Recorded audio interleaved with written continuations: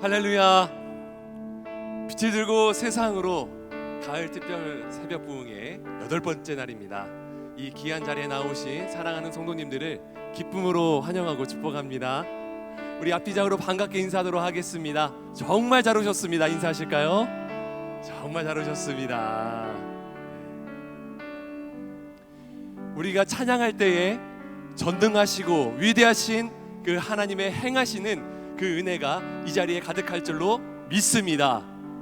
또한 찬양할 때에 자비로우시고 은혜로우시며 노하기를 더디하시는 그 하나님의 사랑과 회복하심이 이 자리에 가득할 줄로 믿습니다. 우리가 그러하신 하나님을 이 시간 높이 찬양하려 합니다. 마음껏 힘을 다해서 함께 주님을 찬양하며 주님 앞에 나아갑시다.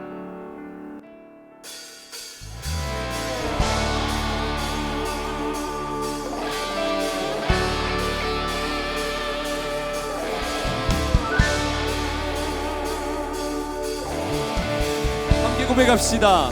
하늘과 별들아, 하늘과 별들아 찬양하라. 천군과 천사도 찬양하라. 모든 마음을 찬양. 해와 달 별들아 찬양하라. 하늘과 바다도 찬양하라. 모든 마음을 하늘과 별들아 찬양하라.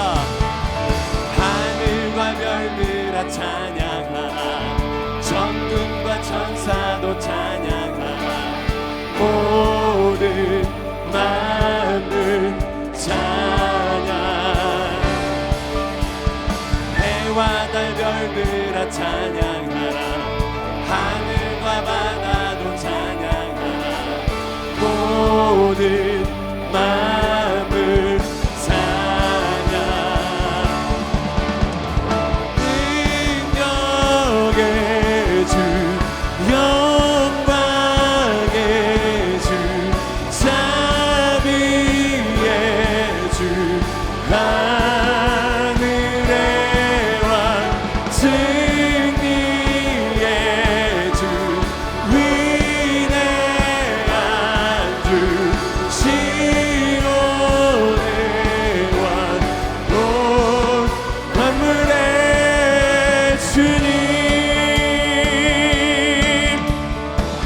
다시 한번 저기 고백합시다. 하늘과 별들아 찬양하라. 천군과 천사도 찬양하라. 모든 마음을 찬양. 해와 달 하늘과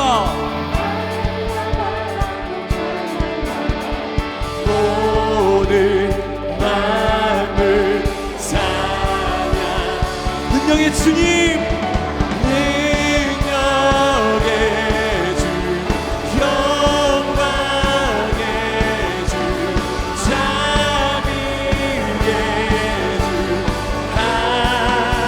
하늘의 왕, 승리의 주, 위대한 주, 시온의 왕, 온 만물의 주님. 다시 한번 믿음으로 선포하며 고백합시다. 하늘과 별들아 찬양. 천군과 천사도 찬양하라.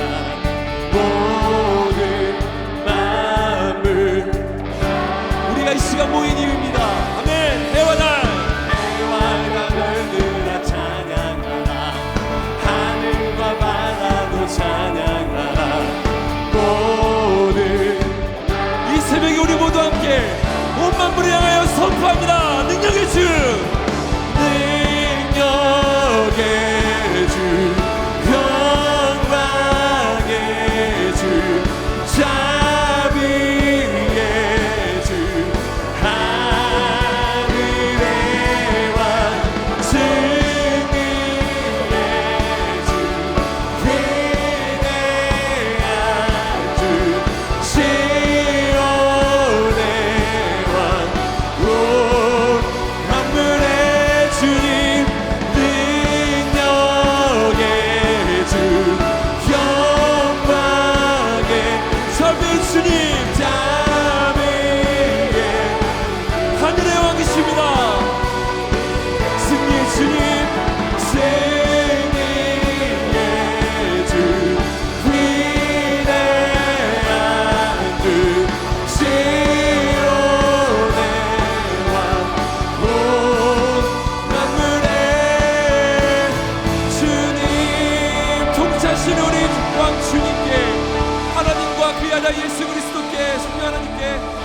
영광의 박수를 드립니다.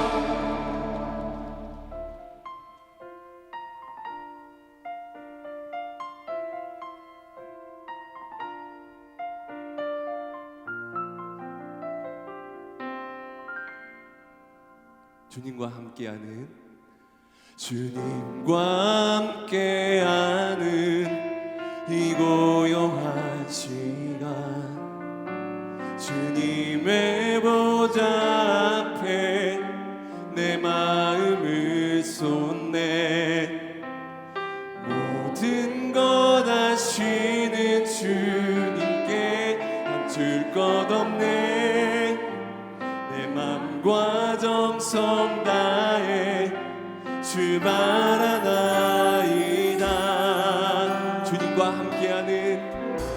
주님과 함께하는 이 고요한 시간 주님의 보좌 앞에 내 마음을 쏟네 모든 것 아시는 주님께 감출 것 없네 내 맘과 정성 다해 출발하나이다.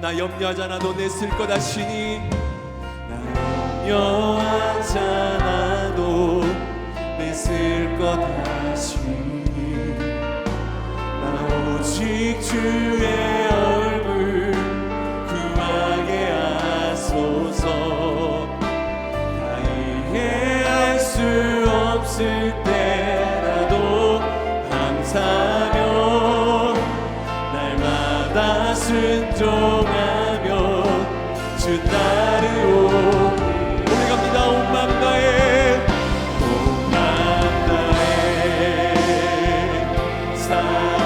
사랑합니다. 온 맘 다해 주 알기 원하네 주 알기 원하네 내 모든 삶 당신 것이니 주만 섬기리 우리 영광을 다해서 전심으로 고백합니다. 온 맘 다해 온 맘 다해 사랑합니다. 온 맘 다해 주 알기 원하네 내 모든 삶 당신 것이니 주만 섬기리 모두 함께 고백합니다. 예수 사랑합니다. 예수 사랑합니다. 사랑합니다. 온 마음 다하여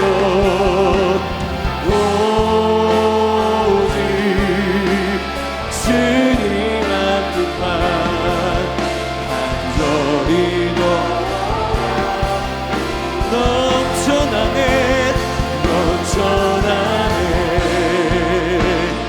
넘쳐나네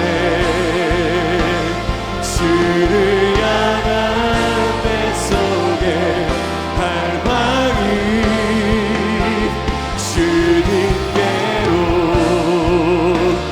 나를 끌어 주소서 주님만을 원합니다. 우리 마지막으로 전심으로 두 손 들고 고백합니다.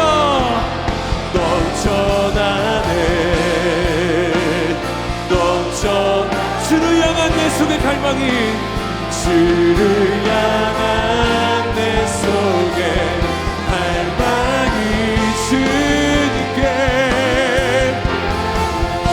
도와주소서. 다리 끌어 주소서. 주님을 더 원합니다.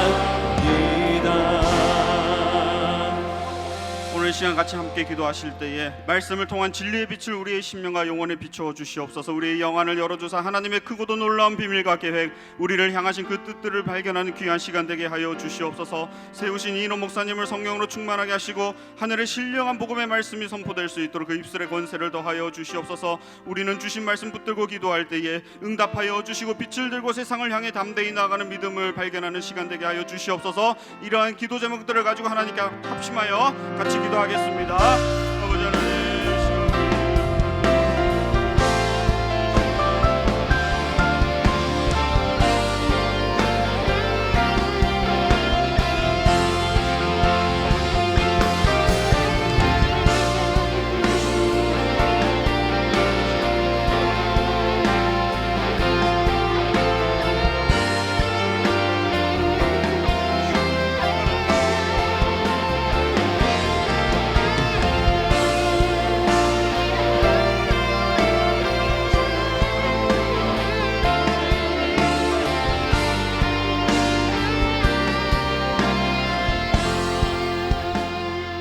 오늘도 우리에게 새날을 허락하여 주신 주님, 이 아침을 깨워 은혜의 자리로 초청하여 주시니 감사드립니다. 은혜를 간절히 사모하는 마음으로 이 자리에 나온 주의 사랑하는 백성들에게 말씀의 능력과 지혜를 가득 부어 주시옵소서. 우리의 길을 열어 주옵소서. 우리의 심령의 문을 활짝 열어 주시옵소서. 오늘도 선포되는 말씀을 통해 모든 예언의 성취자이신 예수 그리스도를 발견하고 주님을 만왕의 왕으로 높이며 신령과 진정으로 주님을 예배하는 이 시간 되게 하여 주시옵소서. 비록 세속의 물결은 거세나 이 세상을 뛰어넘는 영원한 나라, 천상의 나라, 하나님의 나라가 있음을 보게 하시고 끝까지 인내하며 모든 영적 싸움에서 승리하는 믿음을 발견하는 이 아침 되게 하여 주시옵소서. 선포되는 말씀이 우리의 고백이 되고 우리의 신앙이 되며 우리의 인격이 되어 참 신앙과 믿음의 진보가 있게 하여 주시고, 그리하여 삶의 현장에서 말씀의 능력이 경험되는 믿음의 간증이 가득가득 쌓여가는 믿음의 거장들로 세워 주시옵소서. 오늘도 강단에 세우신 이인호 목사님을 붙들어 주시옵고 주님의 크신 팔과 능력으로 붙잡아 주시옵소서. 말씀의 영광과 성령의 흘러넘치는 기름 부으심과 영육 간의 강건함으로 모든 사역 능히 감당하시도록 함께하여 주시옵소서. 이 아침 귀한 찬양으로 섬기는 할렐루야 찬양대의 찬양을 기뻐 받아 주시며 이 찬양의 고백이 우리 모두의 고백이 되게 하여 주사 주님 홀로 영광 받아 주시옵소서. 오늘도 크신 은혜를 우리에게 주실 줄 믿고 감사드리며 우리를 구원하신 예수님의 이름으로 기도합니다. 아멘. 할렐루야. 오늘도 이 특세의 자리에 나오신 모든 분들을 주님의 이름으로 환영하고 축복합니다. 이 시간 앞뒤 좌우를 보시면서 힘있게 우리 이렇게 인사하시겠습니다. 오늘도 승리하세요. 네, 오늘도 힘찬 구호로 함께 활짝 아침을 열어보도록 하겠습니다. 구호 준비하면 빛 크게 외쳐주시기 바랍니다. 구호 준비. 빛. 사자굴에서, 바벨론에서 빛을 들고 할렐루야. 하나님께 영광의 박수 올려드립니다. 네, 이 시간에는 할렐루야 찬양대에서 찬양으로 하나님께 영광 올려드리겠습니다.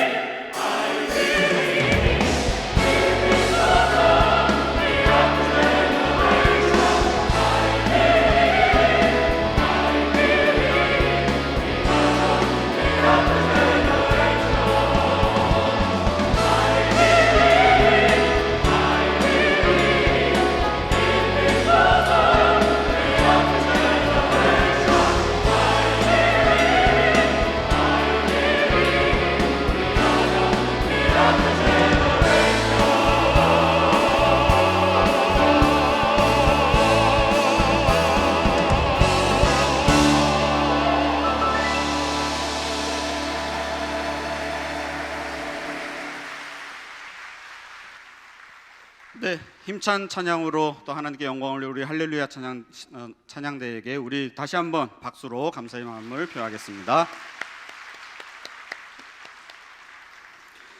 네, 광고 말씀 드리겠습니다. 3층 로비에 있는 출석 게시판에 출석 스티커를 꼭 붙여주셔야 됩니다. 특세 동파는 출석 게시판을 기준으로 나간다는 점 꼭 기억해 주시기 바랍니다. 오늘도 특세 주제 토퍼를 드린다고 합니다. 1층 로비에서 받으실 수 있는데 이미 받으신 분 말고 사의를 채우신 분, 꼭 아직 받지 못하신 분들은 받아가 주시기를 바랍니다. 금주 토요일 특세 마지막 행사 후에 2층 더 블레싱 홀에서는 도전 다니엘 성경 골든벨을 진행합니다. 개인과 가정, 다락방 등 다양한 단위로 자유롭게 참여하실 수 있는데요. 1층 사무실 앞에 신청서에 작성하셔서 제출해 주시거나 아니면 홈페이지를 통해서 온라인 신청도 가능합니다. 단 단체 참여를 하신다 하더라도 개인으로 신청을 꼭 해주셔야 됩니다. 참가 선물도 드립니다. 아울러서 푸짐한 상품도 준비되어 있습니다. 다니엘 말씀 많이 읽으시고 많이들 참여해 주시기 바랍니다. 내일은 미래준비팀 자녀들을 위한 이벤트가 1층 로비에서 진행됩니다. 또 지난주에 이어서 지하 1층 스튜디오에서 특세를 기념할 수 있는 다니엘 사진관을 엽니다. 가족 사진을 선물로 드린다고 합니다. 가을 특세를 가족 단위의 좋은 추억으로 남길 수 있는 좋은 기회입니다. 특세를 통해 받고 계시는 은혜를 계속해서 특세 은혜 나눔 게시판에 올려주시고요. 특세 주제 토퍼를 활용한 인증샷이나 또 참여 인증샷을 자유롭게 찍으셔서 참여 갤러리에 올려주시면 추첨을 통해서 이 또한 푸짐한 상품을 드립니다. 많이 참여해 주시기 바랍니다. 이음센터 또는 원익캐슬에 주차하신 성도님들께서는 6시와 7시 30분 사이에만 출차가 가능하시고 그 이전 또는 이후에 출차하시면 요금이 부과된다는 점 기억해 주시기 바랍니다. 오늘 우리에게 주시는 말씀은 다니엘서 8장입니다. 다니엘서 8장 그 중에서 9절에서 14절까지의 말씀을 교독 후에 마지막 절은 같이 읽도록 하겠습니다. 9절부터 제가 먼저 읽겠습니다. 그중 한 뿔에서 또 작은 뿔 하나가 나서 남쪽과 동쪽과 또 영화로운 땅을 향하여 심히 커지더니 그것이 하늘 군대에 미칠 만큼 커져서 그 군대와 별들 중에 몇을 땅에 떨어뜨리고 그것들을 짓밟고 또 스스로 높아져서 군대의 주제를 대적하며 그에게 매일 드리는 제사를 없애버렸고 그의 성소를 헐었으며 그의 악으로 말미암아 백성이 매일 드리는 제사가 넘긴 바 되었고 그것이 또 진리를 땅에 던지며 자의로 행하여 형통하였더라. 내가 들은즉 한 거룩한 이가 말하더니 다른 거룩한 이가 그 말하는 이에게 묻되 환상에 나타난 바 매일 드리는 제사와 망하게 하는 죄악에 대한 일과 성소와 백성이 내준 바 되며 짓밟힐 일이 어느 때까지 이를꼬 하매 그가 내게 이르되 2300 주야까지니 그때의 성소가 정결하게 되리라 하였느니라. 아멘. 이 시간에 이노 목사님 나오셔서 헌금을 위해 기도해 주신 후에 말씀 전해 주시겠습니다.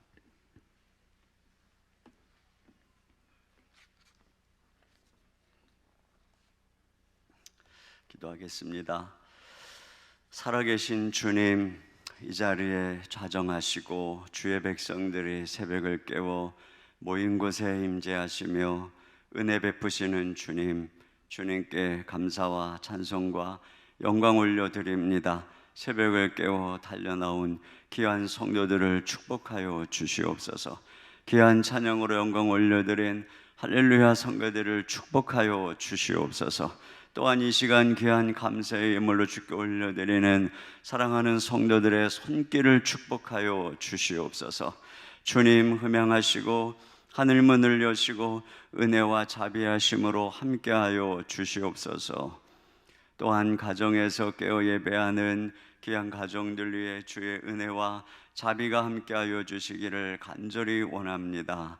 주님, 오늘도 말씀해 주시고 성령께서 깨닫게 하시고 주의 지혜로 충만케 하시고 주의 성령으로 주님의 임재하심으로 함께 하시고 부족한 종을 붙잡아 주셔서 주님 말씀을 온전히 증거할 수 있도록 역사하여 주시옵소서. 우리 주 예수님의 이름으로 기도하옵나이다. 아멘. 할렐루야. 우리 교육자 직원들이 하면 우리 성도님들을 현장에 나오게 할까 엄청 애를 쓰고 있는 것 아시죠? 네.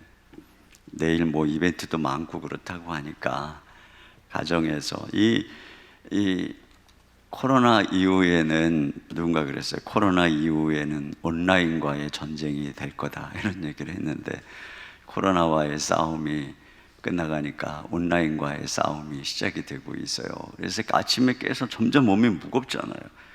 근데 뭐 그냥 집에서 두면 되는데 여기까지 올라니 얼마나 힘들어. 이게 유혹이에요. 지금 이게 유혹. 물론 한편에서는 또 이렇게 온라인으로라도 더 많은 성도들이 참여할 수 있는 것은 참 좋은 점입니다만 또 한편에서는 이게 또 유혹이 될 수 있어요. 그래서 열심히 깨워서 현장으로 나올 수 있도록 애를 썼으면 좋겠습니다. 자, 어제 7장도 그렇고 오늘 8장도 그렇고 이제 말씀을 보다 보면 정말 또 오늘도 깊은 계시 속으로 들어갈 수 있는 오늘 또 그런 날입니다. 네, 여러분 정신을 차리고 이 말씀을 들으면 오늘 이 말씀을 통해서 마지막 끝날에 나타날 아주 중요한 사건에 대해서 마지막 끝날에 나타날 이 불법한 자에 대해서 또 마지막 끝날에 일어날 일에 대해서 명확하게 알 수가 있고 또 거기에 대해서 우리가 어떻게 살아가야 하는지에 대해서 아주 중요한 지침이 되는 말씀이에요.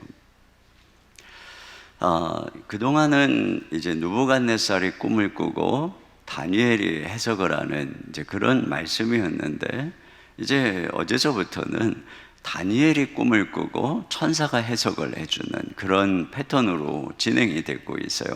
그럼 오늘도 다니엘이 벨사살 3년의 꿈을 꾸는 거죠. 그러니까 어제 꿈에 이어서 2년 만에 꿈을 꾸는 내용이 나와 있고 이제 뒤에 가면은 15절 이하에 가면은 이제 그걸 가브리엘 천사가 해석을 해주는 그런 내용으로 진행이 되고 있습니다. 제가 이제 이 말씀을 여러분에게 이제 이렇게 풀어줄 때 이 앞부분에 있는 꿈의 내용을 소개하면서 뒷부분에 있는 가브리엘의 해석을 같이 덧붙여가지고 이 꿈을 해석하고 그 교훈을 좀 살펴보려고 하는데요. 먼저 이 꿈에서 본 장면은 두 뿔을 가진 수량을 봅니다. 3절을 같이 봅니다. 시작. 내가 눈을 들어본즉 강가에 두 뿔 가진 순양이 있었는데 그 두 뿔이 다 길었으며 그중 한 뿔은 다른 뿔보다 길었고 그 긴 것은 나중에 난 것이더라. 네, 이 두 뿔을 가진 수량, 근데 한 뿔이 더 길다 이렇게 돼 있어요. 이것에 대해서 뒤에 가브리엘이 이렇게 해석을 했어요. 20절 시작. 내가 본 바 두 뿔 가진 순양은 곧 메대와 바사 왕들이요. 네, 그렇죠. 바벨론 뒤에 일어날 메대와 바사, 페르시아 왕국인 것을 말씀하고 있어요. 근데 이 한 뿔이 더 긴 것은 페르시아가 나중에 메대까지 정복을 하기 때문에 한 뿔이 더 길다 이렇게 얘기하고, 자, 이 두 뿔 가진 수량이 어떻게 하는가? 4절이요. 시작. 내가 본즉 그 순양이 서쪽과 북쪽과 남쪽을 향하여 받으나 그것을 당할 짐승이 하나도 없고 그 손으로 구할 자가 없으므로 그것이 원하는 대로 행하고 강하여졌더라. 네. 자, 이 두 뿔 가진 수량이 어제 뭐 갈빗대 세 개가 그 입에 있었던 그 곰에 비유했던 바로 그 짐승이잖아요. 서쪽, 북쪽, 남쪽을 들이받았어요. 근데 뭐 너무 강력한 것이죠. 그래서 여기 특징이 원하는 대로 행하고 강하여졌더라. 그 어제 그 곰에 비유했던 그 뭐 엄청나게 막 고기를 많이 먹는 바로 그런 존재처럼 원하는 대로 먹고 원하는 대로 처부수고 원하는 대로 정복하는 바로 그런 존재인 것이죠. 이것을 공동 번역에서는 제멋대로 날뛰며 뭐 이렇게 번역을 했습니다. 자, 그래서 이제 이것을 보고 생각을 하는데 그 다음에 숫염소의 환상이 나타납니다. 숫염소, 자 5절입니다. 시작. 내가 생각할 때에 학 순염수가 서쪽에서부터 와서 온 지면에 두루다니되 땅에 닿지 아니하며 그 염소의 두 눈 사이에는 현저한 뿔이 있더라. 네, 염소의 두 눈 사이에 눈에 두드러지는 뿔을 가진 숫염소가 나타납니다. 자, 그런데 이 숫염소에 대한 이제 내용을 보면은요, 이게 이제 서쪽에서부터 왔는데 뭐라고 돼 있어요? 온 지면에 두루 다니되 땅에 닿지 않는다, 이런 말이 있습니다. 이게 무슨 얘기냐면은 너무나 빨라가지고 발이 땅에 닿지 않는, 그게 이제 이 숫염소의 특징입니다. 그러니까 어제 이 존재는 이게 이제 그리스 제국을 이제 의미하는 것인데, 어제 이 존재는 이 표범의 비유가 돼 있었잖아요. 근데 제가 오늘 이 말씀을 보면서 어제 미처 깨닫지 못했던 것이 뭐냐면, 이 표범이 엄청 빠르잖아요. 근데 거기에 날개까지 달려 있으니 얼마나 더 빠르겠냔 말입니까? 근데 그걸 지금 얘기하고 있는 거예요. 발이 땅에 닿지 않는. 그래서 엄청난 기동력을 가진 그런 존재인데, 자, 이 천사가 그에 대해서 21절에 이렇게 해석합니다. 시작. 털이 많은 순념소는 곧 헬라 왕이요 그의 두 눈 사이에 있는 큰 뿔은 곧 그 첫째 왕이요. 네, 이 숫염소가 헬라 그리스 왕국인데, 그 첫째 왕이 누구냐? 바로 그리스 제국을 건설한 알렉산더 대왕이죠. 바로 그 존재입니다. 그가 나타나서 어떻게 하냐? 이제 그 6절 이하에 보면은 수장에게 달려가서 들이받아가지고 두 뿔을 꺾고 엎드러뜨리고 짓밟는 이런 내용이 나옵니다. 그래서 이 페르시아 제국이 망하고 그리스 제국의 천하가 등장하게 된 것이죠. 이 알렉산더가 20살에 왕이 돼서 11년 만에 뭐 중동 지역은 물론이고 인도 접경까지 완전히 어마어마한 땅을 제국을 건설하게 되는 것입니다. 근데 여기에 이제 이 그 내용 중에 보면 특징 중에 6절에도 그러고 7절에도 그러고 이 숫염소가 이 순양을 향해서 분노한 힘으로 또 썽을 내면서 그러면서 그냥 막 쳐부수고 하는 내용이 나와 있어요. 자, 그런데 또 여기 8절에 또 보면은 이제 그가 이 뿔 넷이 이 첫 뿔이 꺾이고 이 뿔 넷이 이렇게 자라나게 되는 것을 보게 돼요. 근데 그 뿔에 대해서 가브리엘이 이렇게 해석을 합니다. 22절 시작. 이 뿔이 꺾이고 그 대신에 내 뿔이 났은즉 그 나라 가운데에서 내 나라가 일어나되 그의 권세만 못하리라. 네, 여러분 시티지의 그 네 나라, 이 알렉산더가 33살에 말라리아로 갑자기 죽고 그 뒤에 이제 4명의 왕조를 세우죠. 뭐 카산드로스 왕조, 리시마코스 왕조, 프톨레마이오스 왕조, 셀레우코스 왕조, 이렇게 넷으로 나뉘게 되는 것입니다. 그래서 한 250년 동안 로마가 이 그리스를 정복할 때까지 이 전 세계가 이제 이 그리스화되고 그리스 언어, 그리스 문화가 지배하는 그런 시대가 오게 된 것입니다. 그랬는데, 자, 그 다음에 또 이제 작은 뿔이 또 나와요. 자, 9절입니다. 9절 시작. 그중 한 뿔에서 또 작은 뿔 하나가 나서 남쪽과 동쪽과 또 영화로운 땅을 향하여 심히 커지더니. 네, 그중 한 뿔, 이 셀레우코스 왕조에서 작은 뿔 하나가 납니다. 그래서 그가 남쪽, 동쪽, 그리고 영화로운 땅이라고 하는 것은 바로 이스라엘 땅을 말하는 것입니다. 거기를 향해서 힘이 커졌다, 이런 얘기가 나오고 있어요. 어저께 말씀에는 넷째 짐승, 막 무섭게 생긴 철이빨을 가진 넷째 짐승이 10뿔을 가지고 있었는데 그 사이에서 작은 뿔이 나왔었다. 그러니까 어저께 말씀은 로마 제국에서의 작은 뿔을 얘기하는 것입니다. 그런데 오늘은 이 헬라 제국의 이 셀레우코스 왕조에서 작은 뿔이 나오는 것입니다. 그 뿔에 대한 이야기를 하고 있는 것이에요. 자, 그런데 그가 작은 뿔이라고 하는 것은 처음에는 아주 미미한 존재가 작은 존재였는데 그것이 점점 커졌다. 그 세력이 점점 커지고 드디어는 이스라엘 땅을 향해서 그 세력이 미치기 시작했다라고 하는 것입니다.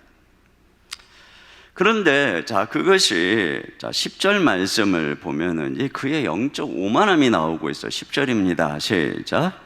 그것이 하늘 군대에 미칠 만큼 커져서 그 군대와 별들 중에 몇을 땅에 떨어뜨리고 그것들을 짓밟고. 네, 자 이것은 바로 이스라엘 백성들을 일컫는 내용이에요. 자, 그들을 하늘 군대라 얘기하는 것이고, 그 군대와 별들이라고 얘기하는 것은 그 군대 또는 백성들, 이스라엘 백성들, 하나님의 백성들 또는 그 중에 지도자들을 땅에 떨어뜨리고 짓밟았다, 이런 이야기를 하고 있는 것입니다. 이스라엘 백성들이 그 하나님의 군대고 하나님의 백성들이기 때문에, 그래서 하나님이 보실 때에 그들은 하늘의 별과 같은 존재인 것이죠. 그래서 그들을 죽이고 있는 바로 그 내용을 말하고 있는 것이에요. 이것은 이들이 커졌다, 세력이 커져서 이스라엘, 그 팔레스타인에 있는 그들을 향해 미쳤다라고 할 때에, 여기에서의 그들에게 미친다라고 하는 것은 단지 군대의 힘이 커졌다라고 하는 의미로 보기는 어렵죠. 왜 그 왕조가 조그만한 이스라엘 땅 하나 치는 것에 대해서 강해졌다 이렇게 말하기는 곤란합니다. 여기서는 그 하늘 군대까지 미친다, 그의 교만을 얘기하고 있는 것이에요. 그래서 11절에 이렇게 얘기합니다. 11절 시작. 또 스스로 높아져서 군대의 주제를 대적하며 그에게 매일 드리는 제사를 없애버렸고 그의 성소를 헐었습니다. 네, 스스로 높아져서, 이 군대의 주제가 누구냐면 바로 하나님이죠. 하나님을 대적합니다. 그래서 어떻게 하느냐? 매일 드리는 제사, 성전 제사를 없애버렸어요. 그리고 그 성소를 헐었다, 이렇게 얘기를 하고 있습니다. 자, 이것은 우리가 그 다니엘서 5장에서 벨사살 왕에게 보았던 모습과 비슷한 것이죠. 그래서 그가 성전에서 탈취한 그릇을 가져다가 귀족 1000명과 함께 술을 먹을 때, 그때 다니엘이 나타나서 책망했던 게 무엇이었느냐면, 다니엘서 5장 23절 다시 봅니다. 시작. 도리어 자신을 하늘의 주제보다 높이며 그의 성전 그릇을 왕 앞으로 가져다가 왕과 귀족들과 왕후들과 후궁들이 다 그것으로 술을 마시고. 네, 바로 이와 같이, 그러니까 이 바벨론의 마지막 심판이 다가오는 마지막 때에 이 벨사살이 얼마나 악했는가 하는 것을 여러 가지로 술 먹고 유흥 문화의 그 배후에 있는 불의와 착취 이런 것들은 말할 것이 없고, 그것이 가장 두드러지게 나타나는 특징이 바로 그 악함이 어디에 있었느냐, 그것이 하나님을 대적하는 것이라고 했는데, 지금 이 작은 뿔이 그러고 있다는 것입니다. 그래서 하나님의 백성들을 박해하고 죽이고 하나님을 대적해서 이 매일 드리는 제사를 없애버리는, 성전을 더럽히는 그런 일이 나타난다, 이것입니다. 자, 이 작은 뿔에 대한 가브리엘의 해석이 23절 이하에 나오는데, 자, 이 작은 뿔이 일어나게 된 이유에 대해서 23절에 이렇게 얘기합니다. 시작.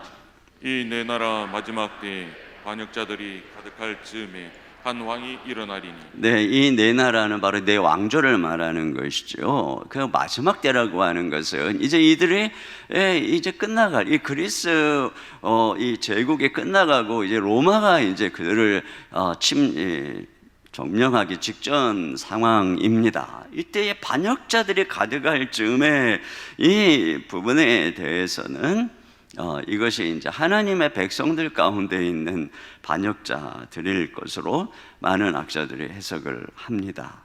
그래서 이 즈음에 이스라엘 내에 배교자들이 많이 일어났다는 것입니다. 그래서 2세기 중엽에 유대인들이 하나님을 잊어버리고 율법을 쉽게 범하고, 또 예루살렘에 체육관을 건설해서 육체의 광함을 과시하는 외설적이고 폭력적인 경기를 개최하고, 또 이교도의 종교의식을 도입하는 이런 참담한 일들이 일어났다는 것이에요. 근데 그때 이제 한 왕, 이 작은 뿔이 일어난 것이고, 그들이 이제 이 하나님의 땅을 치는 것을 또 하나님 입장에서는 이제 허락해 주신 이런 측면이 있는 것이란 말입니다. 그래서 이가 누구냐에 대해서 바로 이 셀레우코스 왕조의 안티오쿠스 4세 에피파네스일 것이다, 이런 이야기를 하는데요. 자, 이제 이 가브리엘은 이 앞에 있는 이 환상을 다시 설명하기보다 이제 그의 해석 속에서 그 왕의 악한 특성에 대해서 이야기를 하고 있어요. 그래서 먼저 그가 얼마나 인격적으로 비열한가 하는 게 23절 하반절에 그 얼굴은 뻔뻔하며 속임수에 능하다. 그러니까 이 사람이 어떤 사람이냐면 눈 하나 깜빡 안 하고 뻔뻔하게 속이는 그런 인간이라는 것입니다. 또 그의 사단적인 잔인함이 나와 있어요. 24절입니다. 시작. 그 권세가 강할 것이나 자기의 힘으로 말미암은 것이 아니며 그가 장차 놀랍게 파괴 행위를 하고 자의로 행하여 형통하며 강한 자들과 거룩한 백성을 멸하리라. 네, 자기 힘으로 한 것이 아니라는 것은 배후의 악한 사단의 세력에 그를 사로잡고 있는 것. 그러기 때문에 엄청나게 파괴하고 또 뭐 자유로 막 자기 멋대로 행동을 하고 또 강한 자, 거룩한 자들을 죽이는 이런 이제 모습을 보여주고 있다는 것이에요. 또 그가 이 어떤 사람이냐면 권모술수적으로 이 외교술 체계에서도 아주 비열한 모습을 나타내고 있는데 25절에 보면은 그가 꾀를 베풀어 제 손으로 속임수를 행한다, 또 평화로운 때에 많은 무리를 멸했다, 이렇게 되어 있어요. 그래서 이것에 대해서 안식일에 이 예루살렘에 쳐들어온다거나 그래서 수만 명을 죽이는 일이라거나 또는 역사적으로 보면 예루살렘과 평화조약을 맺고 안심시키고 나서 군대를 몰고 와서 죽이는 이런 아주 굉장히 이런 것이 꼭 이스라엘을 향해서뿐 아니라 이제 뒤에 가면은 또 11장에 가면 이거 얼마나 권모술수가 능한 존재인지에 대해서 또다시 이제 점층 반복해서 나오는 것을 보게 됩니다. 그리고 또 하나가 이제 이 교만으로 인한 신속모독입니다. 그래서 25절에 보면 마음에 스스로 큰 체하는 그런 모습. 그래서 자기 자신을 신의 현현이라고 그래서 에피파네스라고 불렀다는 것입니다. 그 자기 얼굴이 새겨진 동전을 만들고 거기에다가 신의 현현이라고 썼다는 것이에요. 그리고 스스로 서서 만왕의 왕을 대적할 것이다, 이렇게 말을 하고 있어요. 그래서 앞에 우리가 본 것처럼 그가 어떻게 하나님을 대적하고 또 이 예배를 중지하고 성전을 더럽히는가 하는 것이 나옵니다. 이 에피파네스의 만행이 그 외경인 마카비서에 기록이 되어 있는데요, 이것이 역사적으로 상당히 근거 있는 내용이라고 합니다. 그가 한 일의 일부만 제가 읽어드리면 그가 다음과 같은 칙령을 이스라엘에 내렸다. 유대인들은 이교도의 관습을 따를 것, 성소 안에서 번제를 드리거나 희생제물을 드리지 말 것, 안식일과 기타 축제일을 지키지 말 것, 이교의 제단과 성전과 신당을 세울 것, 돼지와 부정한 동물들을 희생제물로 잡아 바칠 것, 산의 아이들에게 할례를 주지 말 것, 온갖 종류의 음란과 모독 행위로 스스로를 더럽힐 것, 율법을 저버리고 모든 규칙을 바꿀 것, 이 명령을 따르지 않는 자는 사형에 처한다. 그래서 감독관을 세워서 감시를 하고 또 성전의 번제단 위에 가증스러운 우상을 세웠다는 것입니다. 율법서는 발견되는 대로 찢어버리고, 이렇게 이 배역한 백성들을 이스라엘을 심판하기 위해서 하나님이 더 비열하고 권물술수에 능하고 악한 자를 세워서 그를 막대기로 사용하고 있는 것을 보게 되는 것입니다. 이런 이 극심한 핍박이 이 헬라, 이 그리스 제국의 그 셀레우코스 왕조의 안티오쿠스 4세 에피파네스 때에 이 이스라엘 땅에 일어났다라고 하는 것이에요. 일어날 것이라고 하는 것이고 역사적으로 실제로 이런 일이 일어났다라고 하는 것입니다. 그런데 여기에 대해서 가브리엘 천사는 뭐냐면 정한 기한이 있다라고 하는 것입니다. 한 거룩한 천사가 다른 천사에게 묻습니다. 이렇게 짓밟힐 일이 언제까지냐라고 묻는데 여기 13절 14절에 보니까 2300주야가 지나서 이 만행이 종료될 것이다, 이렇게 얘기를 하고 있어요. 2300주야라고 하는 것은 주야 하니까 1150일입니다. 역사에 의하면은 이 안티오쿠스가 예루살렘에 제우스 신상을 세운 이런 이 참남한 짓을 한 이러한 때서부터 마카비 혁명이 일어나서 성전이 청결되게 된 때까지의 이 기간이 3년 바로 50일 이 정도 1150일이 걸렸다 이렇게 얘기를 합니다. 그러니까 하나님께서 손에 붙이지만 정한 기한이 있고 영원한 것이 아니다. 그러면서 여기 25절에 보면은 그가 사람의 손으로 말미암지 아니하고 깨지리라 이렇게 말을 하고 있습니다. 그래가지고 이 에피파네스가 어떻게 죽게 되느냐면은 유대의 마카비 형제의 반란으로 봉기가 일어나고 한 소식을 듣고 그가 분노해가지고 이 전차를 타고 병거를 타고 달려오던 중에 배가 아파가지고 말에서 떨어졌는데 거기 나중에 보니까 복통으로 썼는데 배 떨어졌는데 창자가 파열되고 보니까 그게 썩고 구더기가 생겨서 죽었다 이런 기록이 있다고 합니다. 이렇게 그냥 한순간에 그러니까 뭐 사람이 와서 죽인 것이 아니라고 하는 것이 하나님의 손길에 의해서 그가 죽임을 당했다 이런 이야기가 있어요. 자, 이 내용에 대해서 이제 뒤에 보면은 이것이 정한 때 끝에 관한 것이다 이렇게 되어 있어요. 다니엘이 이 뜻을 알고자 할 때 가브리엘이 이제 와서 이제 해석을 해주는데 그 전에 이제 이런 얘기를 하는 거예요. 이 환상이 정한 때 끝에 관한 것이다. 17절 하반절 다 같이 봅니다. 시작.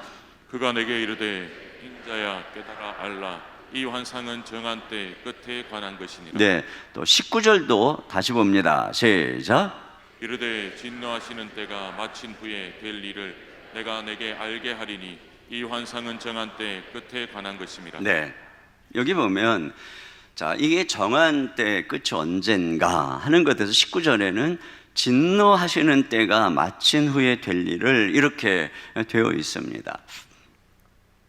근데 이것이 이제 여기에 나오는 이 진노하시는 때가 마친 후가 과연 언제냐라고 하는 것이죠. 근데 이것에 대한 해석은 두 가지가 있어요.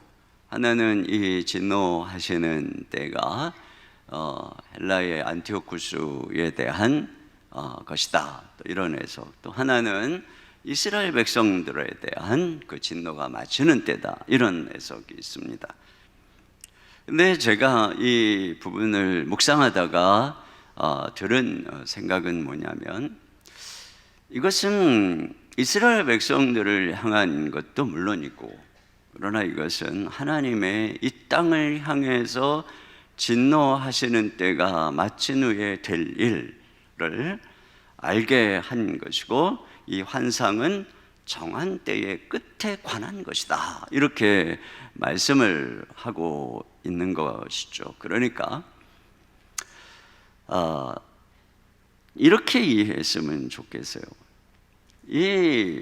저는 이제 이 말씀을 보면서 아까 제가 그 양이 먼저 둑불 가진 숫양이 등장하고 그 뒤에 숫염소가 등장을 하는데 그 숫염소의 특징이 뭐였느냐면은 분을 내고 막 썽을 내서 그래서 이 숫양을 들이받는 이 내용이 나옵니다.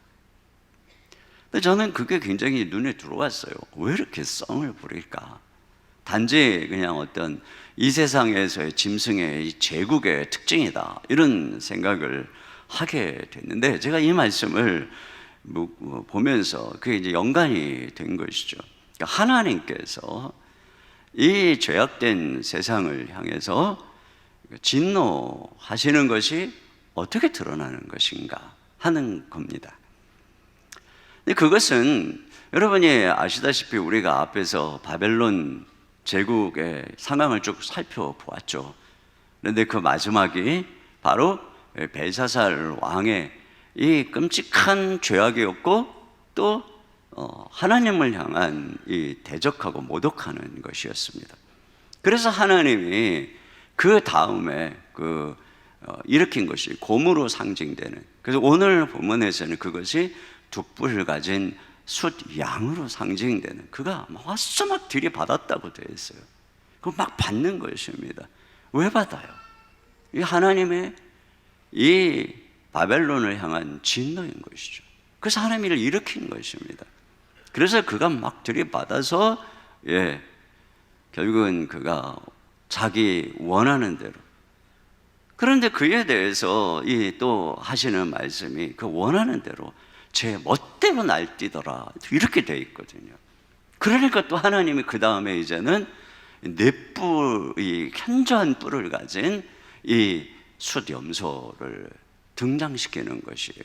그가 또 막 진노하고 성이 나가지고 가서 그 수량을 막 넘어뜨리고 그냥 짓밟고 그렇게 멸망시켜 버리는 것을 보게 되는 것이죠. 그러니까 하나님께서 죄악된 세상을 향해서 나타내시는 진노, 그것을 우리가 여기서 생각할 수 있다는 것이에요. 요한계시록에 보면은 천상에서 통치하시는 하나님께서 이 죄악된 세상을 심판하기 위해서 인을 뗄 때 거기에 네 마리의 말이 등장을 하게 되는 것을 보게 됩니다. 그래서 이 네 마리의 이 처음에 흰색 말이 나오고 그러면서 뒤에 이 청황색 이상한 말까지 그 말들이 어떤 그 제국의 정복들, 그리고 어떤 내란과 같은 전쟁, 그리고 기근, 그리고 전염병, 이런 것들 하나님이 세상에 보내서 이 네 마리의 말들이 막 뛰어다니는 세상을 통해서 이 세상을 하나님이 죄악된 세상을 심판하시는 바로 그 내용이거든요. 그걸 지금 우리가 이 땅에서 경험하고 있는 것입니다. 그런데 그 중에서 특별히 지금 이 다니엘서의 이 내용은 바로 이 첫째 이 흰 말이 나타나서 그 특징이 뭐냐면 이기고 또 이기려 하더라. 하나님이 이기고 또 이기려 하는 그런 흰 말을, 그 흰 말의 탄자들은 누구겠습니까? 이 제국의 왕들이죠. 영웅들이죠. 그들을 일으켜서 이 땅을 계속적으로 하나님의 이 진노와 분노로 그 말을 풀어놓고 이 땅을 진노로 다스리고 있는 것을 보게 된다라고 하는 것이에요. 그러니까 하나님께서 특별히 여기 아까 수량이 원하는 대로 행하고 이렇게 돼 있잖아요. 또 그 다음에 이 12절 하반절에 보면은 이 숫염소에 대해서는 자의로 행하여 형통하였더라. 이 숫염소의 작은 뿔이 자의로 행해서 형통하더라. 그러니까 자기 마음대로 하는데 그게 막 다 형통하더라 라고 하는 것이에요. 그러니까 이 정욕적인 세상을 향한 하나님의 심판에 대해서 로마서에서는 그냥 정욕대로 행하게 내버려 두는 것이라고 했습니다. 그러니까 정욕대로 살고 싶어 너네? 하나님을 거부하고 율법을 거부하고 네 정욕대로 살고 싶어? 그럼 한번 살아봐 하니까 그 세상이 어떤 세상입니까? 모두가 다 자기 원하는 대로 행하고 싶은 세상이니까 그런 세상은 어떤 세상이에요? 강자가 살아남는 세상인 것입니다. 그러니까 이거 갑작스럽게 막 이 알렉산더 같은 자가 나타나가지고 막 싹쓸이하고 그러다가 또 막 그가 막 악해지면은 또 다른 또 막 강한 자가 나타나서 막 로마 같은 자가 또 막 들이받고 막 이런 그 세상, 그 사이에서 이 세상이 하나님의 이 진노 가운데 놓여 있는 바로 그것을 우리가 그 그림을 보게 되는 거예요. 이 내 짐승을 통해서 그 중에 이 수렴소와 이 수장이 막 들이받고 싸우고 막 이러면서 한 그 모습을 통해서, 그리고 좀 더 클로즈업해서 이 숫염소 그가 이제 어떻게 점점 악해져 가는가 하는 내용을 보여주고 있는 것인데, 그게 언제냐? 바로 이 네 나라의 마지막 때, 결국은 그리스 제국의 마지막 모습이라고 하는 것이에요. 그러니까 한편에서는 이 내용이 한 제국의 마지막 때, 하나님이 이 제국을 향해서 진노하시는 그런 그 진노의 마지막, 또는 이 땅을 향해서 진노하시는 그것의 마지막 때, 이런 그 의미로 볼 수가 있는 것입니다. 그때의 특징에 대해서 패턴이 있다는 거예요. 작은 뿔이 등장한다는 것입니다. 근데 그가 너무나 악하다는 것이죠. 불의를 행하고. 그런데 그 절정이 뭐냐? 이거에 대해서 오늘 이 성경이 이야기하고 있는 것이, 그것이 바로 교회를 향한 핍박이다 라고 하는 것이에요. 아까 이 작은 뿔이 영화로운 땅을 공격했다고 그랬어요. 또 하늘의 군대를 공격했다고 했고, 또 하늘의 군대와 별을 떨어뜨리고 죽였다, 이렇게 얘기를 하고 있습니다. 근데 여러분, 이것은, 그리고 또 그 하나님을 못 오겠다, 이것을 이제 얘기하고 있는데, 오늘 이 다니엘서의 이 환상 속에서 지금 다니엘이 보고 있는 이 용어를 한번 잘 보세요. 물론 그들이 그 백성들이 하나님 앞에 죄를 범하고, 오늘 하면 교회가 죄를 범하고 그런 부분이 있어요. 그렇기 때문에 하나님이 바벨론 땅에 이스라엘 백성들을 넘겨주기, 포로로 끌려가게 또 한 것이고, 지금 이 본문에서도 하나님이 이 악한 왕에게 짓밟히게 하는 그런 이유가 되는 것입니다. 근데 그럼에도 불구하고 오늘 그들을 향해서, 그 땅을 향해서 영화로운 땅이다, 이렇게 얘기합니다. 또 그들을 향해서 하늘의 군대다, 또 그 백성들을 향해서 하늘의 별이다, 이렇게 얘기를 하는 것이고, 하나님이 그 군대의 주제다, 그들의 주인이다, 이렇게 얘기를 하고 있는 것이에요. 이것이 바로 오늘 교회의 위상을 얘기하는 것이죠. 여러분, 요셉이 꿈에 보았던 것이 뭐냐면, 해와 달과 11별이 자기에게 절하더라, 이렇게 얘기를 합니다. 그 해, 달, 아버지, 어머니, 11별, 11형제, 그게 누굽니까? 하나님의 백성인 것이죠. 그러니까 사실 그 11형들이 얼마나 비천하고 또 죄를 저지르고 그럽니까? 그런데 하나님께서는 그들을 별, 하늘의 별과 같이 소중한 존재로 비유를 하고 있는 것이에요.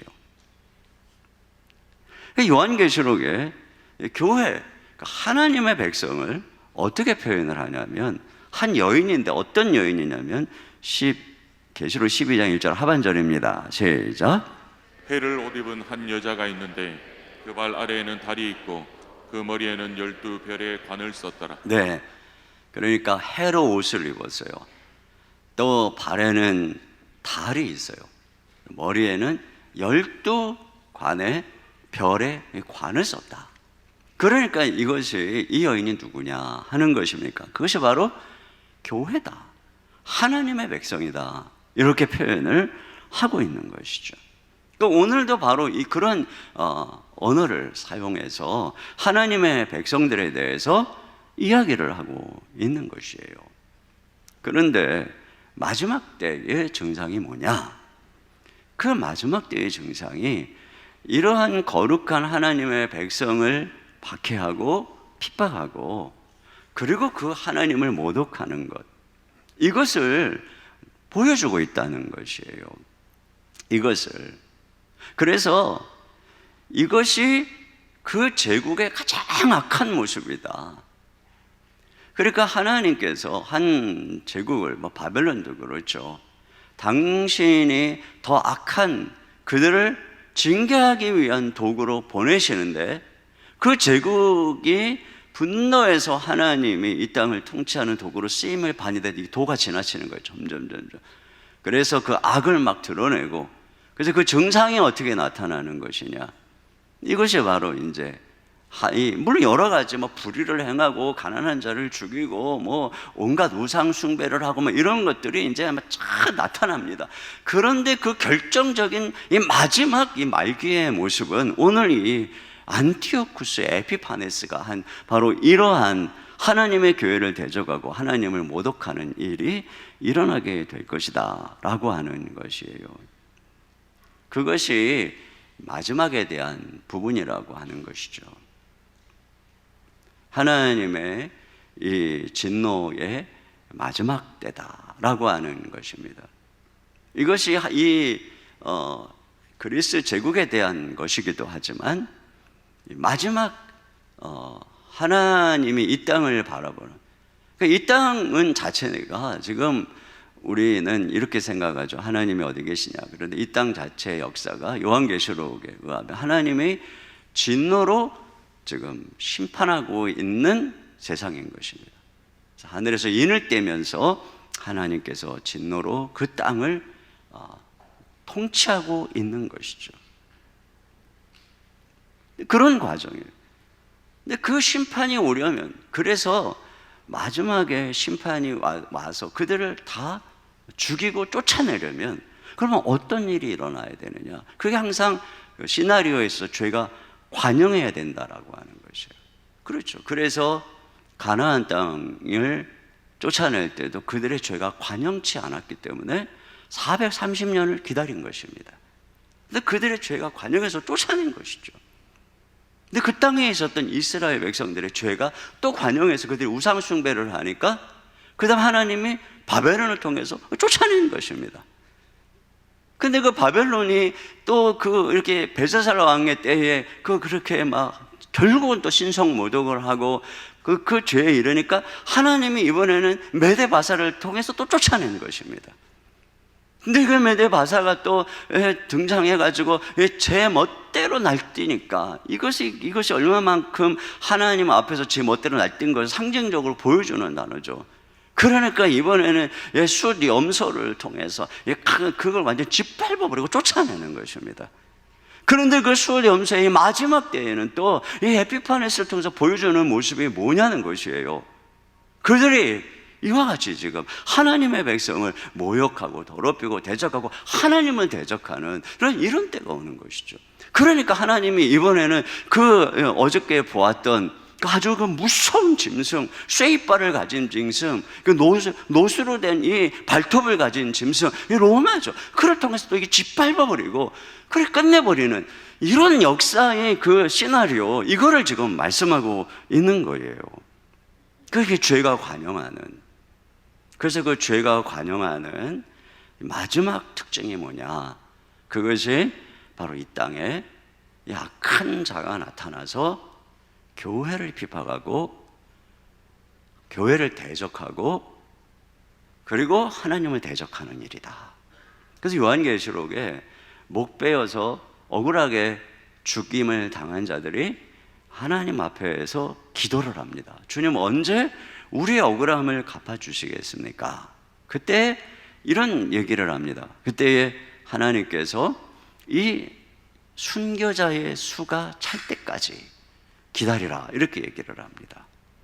여러분, 순교자의 수가 찬다라고 하는 것은 한편에서는 하나님께서는 그들의 헌신과 이거를 받으시는 것이겠지만 이 땅에서는 많은 순교자를 죽인다는 것이 그 땅의 죄가 점점 관영하는 것과 비례하는 것이에요. 그때 이 땅이 멸망하게 될 것이다. 그때 심판이 오게 될 것이다. 이렇게 얘기를 하고 있는 것이에요. 바로 이것이 악함이라고 하는 것입니다.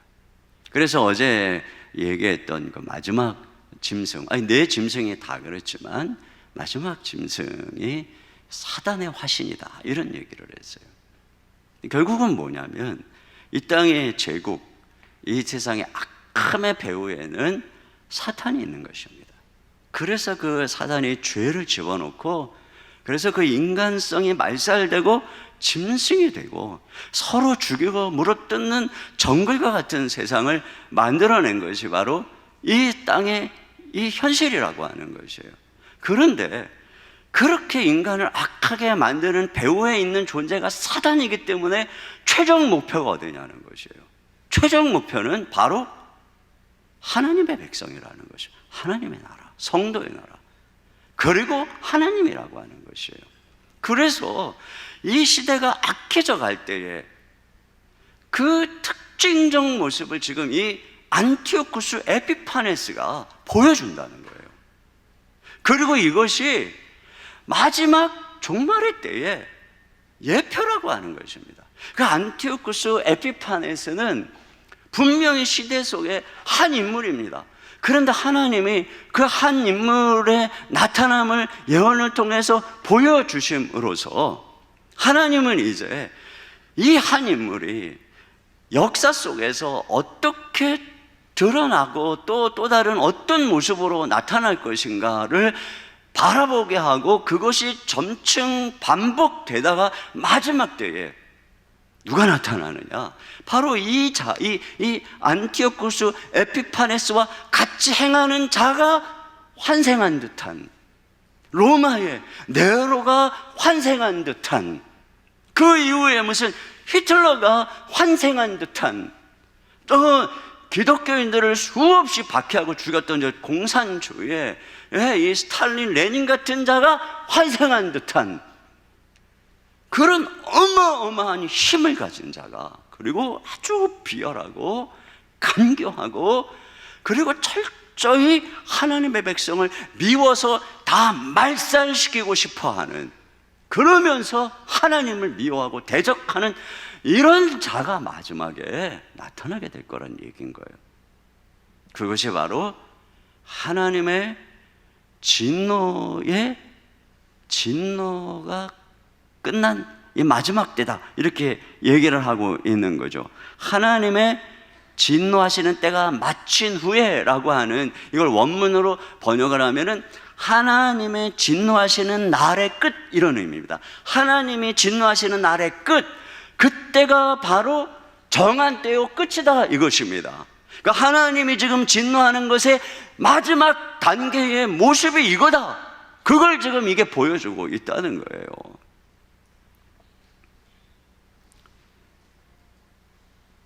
그래서 여기 26절 같이 보겠습니다. 26절 시작. 이미 말한 바 주야에 대한 환상은 확실하니 너는 그 환상을 간직하라.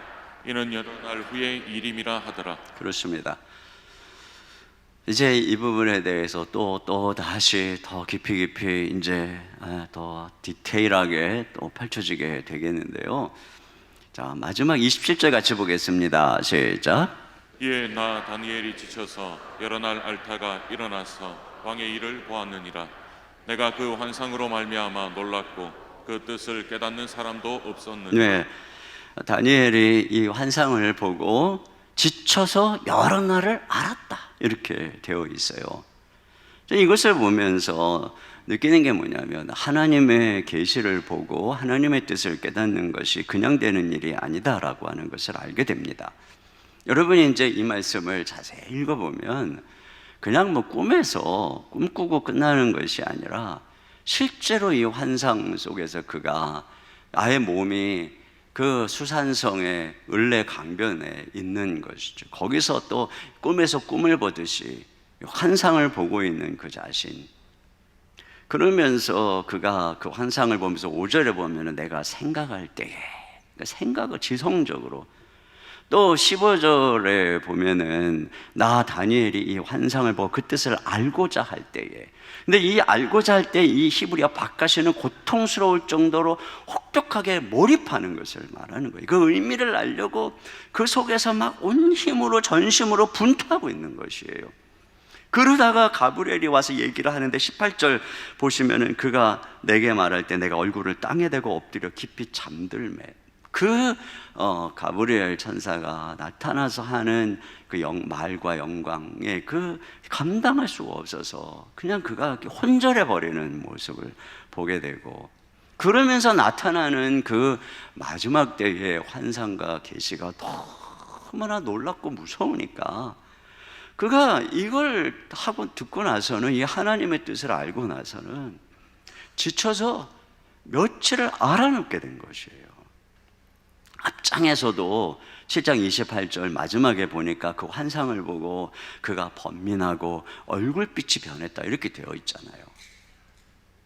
여기서 우리가 이런 것을 알게 돼요. 우리가 말씀을 연구하고 하나님의 뜻을 깨닫는 데에는 이런 엄청난 에너지와 분투가 요청이 된다라고 하는 것입니다. 여러분, 우리가 하나님을 오늘날 우리는 어떻게 하나님의 뜻을 알 수 있을까요? 이 다니엘은 그 악한 세상의 정세 속에서 하나님의 백성의 미래를 걱정하고 그 뜻을 알려고 금식하고 기도하면서 이런 것들을 보게 되고, 그것을 알게 한 결과적으로 막 지쳐서 알아놓는. 오늘 우리는 하나님 말씀을 통해서 하나님의 계시를 알게 되는 것입니다. 이거 외에 무슨 방법이 있습니까? 여러분도 뭐 꿈을 꾸시겠습니까? 그렇다면 우리에게는 이 계시되어진 하나님의 말씀을 깨닫기 위해서 분투해야죠. 여러분, 우리가 지금 이 요한계시록, 이 다니엘의 말씀이 하나하나 우리에게 펼쳐지게 되는 이유가 뭡니까? 저는 이것을 여러분에게 설명하기 위해서 연구하고 묵상하고 이걸 깨달으려고, 사실 저도 저 자신을 혹독하게 자리에 앉혀서 하루에 막 10시간, 11시간씩 앉아있고, 여러분은 또 그 말씀을 들으려고 새벽을 피곤한데, 직장 다니는 분보다 얼마나 이게 피곤한 시간입니까? 일어나서 새벽을 깨워서 달려오고, 또 지금 가정에서 앉아있는 분들도 뭐 마찬가지겠죠. 필사도 하고, 이게 막 이런 애씀, 여러분, 이런 과정이 없이 우리가 어떻게 하나님 말씀을 아냐 말이에요. 지금 이 바쁜 세상에서. 그래서 오늘 우리에게 이 다니엘서의 말씀이 오는 것, 우리가 이걸 깨달아야 되는 것입니다. 자, 또 한 가지는 뭐냐면 이 말씀에 배에 쓰다는 거예요. 그렇게 해서 깨달은 말씀이 좋은 말씀만 있냐는 것입니다. 지금 이 다니엘이 번민하고 놀라고 혼절하고, 여러분 성경 말씀을 보면은 이 말씀이 우리를 교훈하고 책망하고 바르게 하고 의로 교육하고, 입에 단 것만이 아니에요. 계시록에 보면은 계시록 10장 10절 다 같이 봅니다. 시작. 내가 천사의 손에서 작은 두루마리를 갖다 먹어버리니 내 입에는 꿀같이 다나 먹은 후에 내 배에서는 쓰게 되더라. 그렇습니다. 여러분, 그 하나님의 말씀이 때때로 예레미야서나 이런 말씀처럼 어떤 징계와 이런 역사라고 하면은, 여러분 그런 말씀, 그 에레미야 애가의 말씀 속에 우리가 들어가서 우리 이 시대의 이 죄를 향한 운명을 바라볼 때에는 그게 그냥 배에 우리가 또 쓴 것이고 우리 자신도 쓸 수밖에 없는 것이고, 또 이 시대의 미래에 대한 이 하나님의 이 말씀을 이렇게 본다면, 우리 후손들이 살아갈 날들을 생각하면은 그게 어떻게 우리의 배에 안 쓰며 염려가 안 되고, 우리 후손들이 점점 악해져가는, 지금은 그래도 이 교회 울타리가 이렇게 있는데, 오늘 우리는 선조들이 우리에게 세워놓은 울타리를, 이 성이 다 무너져가는 것을 그냥 바라만 보고 있으면서, 선조들은 피를 흘리고 땀을 흘리고 그렇게 해서 이 교회가 이 땅에서 이렇게 번성하니까 우리는 그나마 욕을 먹어도 이 정도죠. 그런데 이렇게 교회가 점점 사라지고, 우리 이제 자녀 세대들에는 교회 다니는 비율이 3%, 5%밖에 안 되면, 그러면 그때 진짜 악한 자들이 나타나서 교회를 비판하고 믿는 자들을 비판할 때 누가 막아주겠냐는 것입니다. 이런 사실들을 말씀을 통해서 생각하면은 배가 쓰고 고통스럽고, 그게 당연한 것이죠.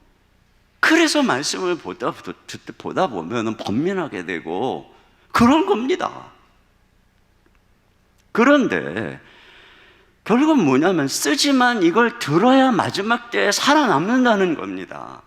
여러분, 우리가 이게 들으면 번민이 되고 막 힘들고 알아눕는 그런 말씀을 왜 들어야 되냔 말이에요. 우리가 막 좋은 말씀만 듣지. 그런데 여러분, 하나님의 말씀이 왜 이렇게 다니엘을 기절을 시켜가면서까지 다니엘에게 이게 계시가 돼야 되고, 이게 왜 다니엘이 고통 속에서 말씀을 받아서 우리에게 전해야 되고, 왜 우리는 이 말씀을 또 이 고통 속에서 이 어려운 말씀을 막 해석을 하기 위해서 그냥 이 책을 잔뜩 쌓아놓고 이제저제 보면서 고민하고, 그러고 또 여러분은 새벽을 깨워서 왜 들어야 되냐? 하나님의 말씀은 그것이 계시되고 전파되어질 때 그 뜻을 이루기 때문에 그런 거예요.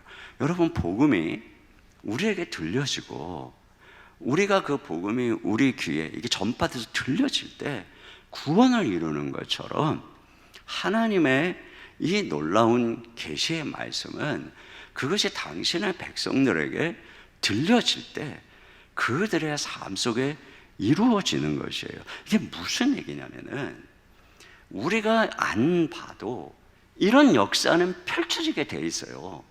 그런데 이 역사를 들을 때 우리는 이 하나님 말씀 속에 나타난 구원을 그것을 우리 속에서 이루어지는 것을, 그러니까 이 하나님의 이 역사 속에서 하나님이 예비하신 당신의 백성을 향한 하나님의 구원의 시나리오는 누구만이 마지막 때 경험할 수 있는 거냐면 이 주님의 계시의 말씀을 들은 사람만이 경험할 수 있다는 거예요. 예수님이 놀라운 하나님의 비밀로서 이 우리를 향한 구원자로 오신 그것을 듣는 자가 이 비밀을 성령님께서 사도들에게 말씀해 주셨고 사도들을 통해서 나타난 이 복음의 비밀이 전파돼서 우리에게 들려졌을 때 우리가 구원을 받은 것처럼 이 놀라운 하나님의 통치의 역사를 듣는 자가 구원받는 거예요. 예를 들어서 바벨론에 이스라엘 백성들이 끌려가는 게 하나님의 정해진 시나리오였어요. 심판의 통치였어요. 그러니까 하나님이 그걸 예레미야를 통해서 얘기하는 겁니다. 하나님이 바벨론 느부갓네살 그의 종으로 삼아서 하나님이 이 땅을 통치하신다, 징계하신다. 그래서 너희들 다 바벨론에 항복해야 된다. 이게 예레미야 선지자 입장에서 할 말입니까? 하나님이 우리 지켜주신다, 뭐 이렇게 말해야 될 거 아니에요. 근데 사람들이 예레미야 말을 안 믿었습니다. 그리고 애굽으로 도망가고 애굽으로 이제하고 그 자들이 어떻게 됐습니까? 다 죽었습니다. 결국은 예레미야 말대로 다 바벨론 포로로 끌려갔습니다. 예레미야가 뭐라고 그랬냐? 70년 동안 너네 거기 살아야 된다, 살아남아야 된다. 거기서 결혼하고 아들 딸 낳고 집 짓고 텃밭 가꾸고 살아남아야 나중에 70년 만에 돌아올 수 있다, 이렇게 얘기했거든요. 그 말을 들은 자들은 그렇게 해서 살아남고 결국은 돌아오게 되는데 그 말을 안 듣고 무슨 70년이냐, 3년만 견뎌라, 그러면 돌아온다, 이렇게 심상이 고쳐주는 듣기 좋은 말, 이런 말만 들었던 자들은 다 망한 겁니다. 섣부른 소망 갖고 있다가 실망해서 죽든지 믿음을 버리든지. 무슨 얘기입니까? 여러분, 하나님 말씀이 때때로는 우리에게 진짜 너무 쓰고 힘들고 알아놓을 것 같고 괴롭고 왜 이런 말씀을 들어야 되나, 아니 정말 이런가, 이런 말씀을 꼭 들어야 되나, 아예 성경에 좋은 말씀 많은데 들어야죠. 들어야 살아남는 거예요. 마지막 때에 하나님이 이렇게 하실 것이기 때문에. 그러면 들은 자들은 이걸 대비하는 거예요. 이런 일이 일어날 때 놀라지 않고, 아, 성경이 예언한, 다니엘이 예언한, 계시록에서 예언한 그런 시대들이 오고 있구나, 그러나 이것이 하나님의 통치 아래 있는 것이구나, 우리가 인내하고 끝까지 믿음으로 견디면 결국 주님이 와서 우리가 그 나라에 돌아가게 되는 것, 그 나라에 들어가게 되는 것이구나. 여러분, 이것을 믿는 자는, 이 듣는 자는 이 시대를 분별하고 우리 자손이 어떻게 살아가야 되는지 알고 결국엔 이 말씀대로 구원받는 역사가 일어나게 되는 줄로 믿습니다. 그런데 믿지 않고 듣지 않고 심상이 고쳐주는 거짓 선지자들의 말만 듣고 계속 너는 괜찮다, 너는 구원받았다, 어찌하든지 하나님이 너한테 어쩌고 저쩌고 맨날 이런 이야기만 들으면 결국 마지막 때에 환란이 올 때, 마지막 때에 그자가 나타나서 그리스도 행세를 할 때에, 어마어마한 이적을 행하며 유혹할 때에, 어마어마한 칼로 협박할 때에 다 배교한다는 것입니다. 그래서 마지막 때에 특징이 뭡니까? 배교의 때라는 것입니다. 오늘 여기서도 엿보게 하는 것처럼 다 배교한다는 것입니다. 그러나 누가 끝까지 살아남는가? 또 제가 또 뒤에 이제 이 말씀이 나오겠지만, 진리를 아는 자만이 이 하나님의 계시의 말씀을 듣고, 선지자의 말씀을 듣고, 성경의 말씀을 듣고, 이게 쓰지만 이 말씀을 아는 자만이 살아남는다는 거예요. 들어야 됩니다. 요 정도에서 끝나면 아직 알아놓을 때는 안 된 거예요. 내일 더 들어야 됩니다. 모레 더 들어야 됩니다. 알아놓을 때까지 하나님이 다시 일으켜 세워주실 줄 믿습니다. 나 한 가지 더 있어요. 지금 시간은 가는데 이것만 잠깐 얘기해. 여기 여러 날 알타가 일어나서 왕의 일을 보았느니라 이렇게 돼 있어요. 왕의 일을 보았느니라. 이렇게 열심히 한상 보고 다시 일어나서 예전 업무 돌아가는 거예요. 우리도 마찬가지예요. 왜? 우리가 이렇게 말씀 알고 이 시대의 역사를 알았지만 결국 끝나고 어떻게 돼? 우린 다시 또 가정일 해야 되고, 또 직장 가야 되고, 학생들 가서 공부해야 되고, 전 또 열심히 또 목회해야 되고, 그겁니다. 우리는 아직 살아가야 될 시대가 있는 거예요. 그 시대를 살아내야 되는 것입니다. 이런 거 말씀 보고 세상은 이런 거예요, 허무해 그러면서 그냥 이 세상에서 나오고 싶죠. 아니에요. 우리 시간에 같이 함께 우리 찬양하고 나아가도록 하겠습니다. 우리 이 어지러운 세상이지만 우리 함께 내 구주 예수님, 주 같은 분은 없네, 우리 주님 바라보면서 그분의 통치를 바라보면서 우리 찬양하며 나가겠습니다. 우리 자리에서 일어나서 함께 찬양하며 나가겠습니다.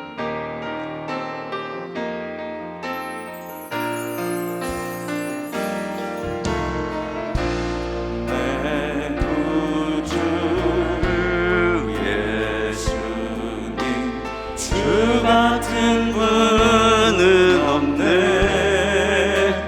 내 평생에 찬양하리 놀라운 주의 사랑. 이 약한 세상에 우리 주 예수님밖에 없습니다. 위로자 되시며 피난처 되신 주님, 나의 영혼 몸만 다해 주를 경배합니다.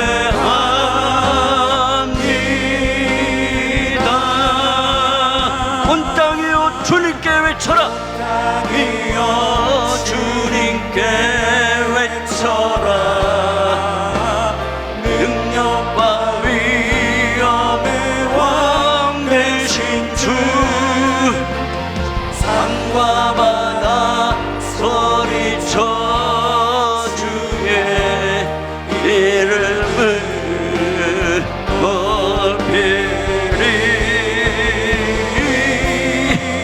주의 말 기뻐 노래하며 영원히 주님을 사랑하리라. 진실하신 주의 약속 나바. 온 땅이여 주님께 외쳐라. 온 땅이여 주님께 외쳐라. 능력과 위엄의 왕 되신 주, 산과 바다 소리쳐 주의 이름을 높이리. 주의 날이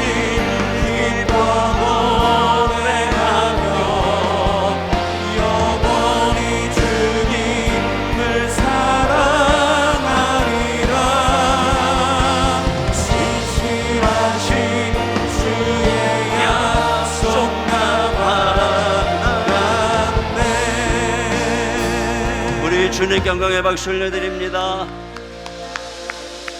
세상은 악하지만 인자 같으니 우리 주 예수 그리스도 그분에게 모든 승리가 있습니다. 우리 이 시간에 기도 제목 함께 읽고 또 오늘도 이 기도 제목 가지고 같이 먼저 기도하겠습니다. 제가 먼저 읽고 여러분 읽겠습니다. 분노와 교만, 힘을 앞세워 하나님과 교회를 대적하는 자들이 심판의 때가 있음을 깨닫고 회개하게 하소서.